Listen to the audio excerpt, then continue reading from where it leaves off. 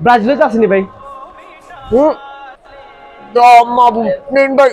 ভাই একটা ব্রাজিলের জার্সি দেখাই। ব্রাজিলে তো আসেনি ভাই। নেন ভাই, সেরা বন্ধ করে নিন। ইতা কিতা ভাই, অনলাইনে ঢুকলেই দেখছি মানুষ খালি ব্রাজিলের জার্সি নিয়া ইগনোর করে। ব্রাজিলও একটা দল ভাই, আর্জেন্টিনাও একটা দল। এই ব্রাজিল আর আর্জেন্টিনা, আমরা তো ভাই বাংলাদেশি, আমরা সবসময় বাংলাদেশ হইয়া থাকতাম।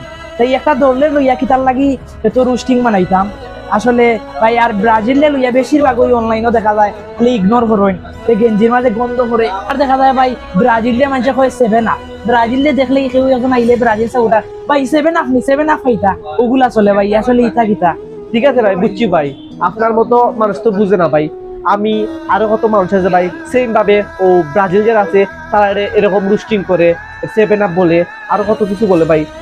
আপনার মতো ভাই সব এরকম বোঝা উচিত ভাই। আচ্ছা ভাই, ভুল বুঝতাম পারছি ভাই, আর এরকম ভাবে বোঝানোর জন্য ধন্যবাদ ভাই। আসলে ভাই আপনি দোকানদার, আপনি কোনো কাস্টমারের সাথে এরকম আচরণ করবা না, কেউ ব্রাজিল কেউ আর্জেন্টিনা। আপনার কাছে এটা আশা করছি না, আর আপনি এরকম হাজার করবেন।